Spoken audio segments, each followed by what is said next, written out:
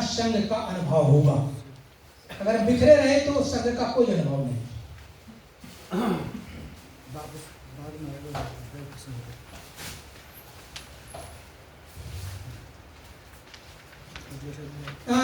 इन सब बातों के लिए यह बौद्ध समाज का कोई बोर्ड या मंत्रालय होना आवश्यक है। इस पर चर्चा की गई है।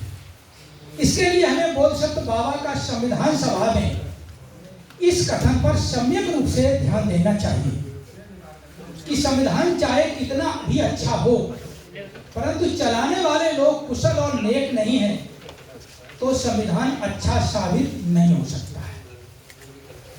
एवं समय से अतः इस कुशल और मैत्री भावना से अपने धार्मिक कानून को बनाना और अपने संघ पर विश्वास रखना और समय समय पर बोर्ड के द्वारा निर्धारित विषयों पर विचार कर निर्णय लेना है। इन बातों के स्पष्टीकरण के लिए 3 विषयों पर हमें विचार करना है जो अभी रखे गए हैं। बुद्धिस्ट प्रश्नों की आवश्यकता और उसका मसौदा क्या है। इस संबंध में महाराष्ट्र राज्य में 1984 और 1998 में की मांग के साथ 10 साल के इस आंदोलन में अनेक प्रश्न हमारे सामने उठे। जैसे मैं अधिकांशतः स्टेट का दौरा किया हूँ, त्रिपुरा और डिब्रूगढ़, तिनसुकिया वगैरह, और साउथ में भी केवल तमिलनाडु को छोड़कर।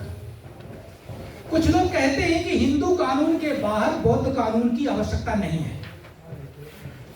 कुछ का मानना है कि ईसाइयों और मुस्लिम धर्म के समान बौद्ध कानून होना ही चाहिए। कुछ का कहना है कि हमें इससे लाभ क्या होगा। हमारा कहना है कि जिस प्रकार से देश के संविधान की आवश्यकता है उसी प्रकार से बौद्ध समाज को धार्मिक कानून की आवश्यकता होनी चाहिए, क्योंकि यह हमारा संवैधानिक अधिकार है। इसमें बौद्धों के संस्कार, शिक्षा, सामाजिक रीति रिवाज, दर्शन और के अनुसार स्वतंत्र रूप से सरकारी धार्मिक कानून की मान्यता मिलती है। साथ ही बौद्ध धर्म के धार्मिक कानून आजादी पाने के लिए हिंदू कानून से मुक्त मिलना जरूरी है, नहीं तो बाबा साहब का 1956 का नागपुर का आंदोलन बेकार हो जाएगा। कि हम हिंदू ही रहेंगे तो बाबा साहब का ये और 22 प्रतिज्ञाओं का मामला वो सब फेल हो जाता है। साथ ही बौद्ध धर्म की धार्मिक आजादी के लिए हिंदू कानून से मुक्ति मिलना जरूरी है। दूसरी ओर अगर बौद्धों को हिंदू कानून में रहना है तो बाबा साहब के 1956 को नागपुर में बौद्ध दीक्षा लेना और 5 लाख लोगों को दीक्षा देने का क्या आशय लगाया जा सकता है। जिन बौद्धों को धार्मिक कानून की आवश्यकता नहीं है वे कल भारतीय संविधान की आवश्यकता को भी नकार सकते हैं। उनके लिए हिंदू धर्म ग्रहण करना ही अच्छा होगा।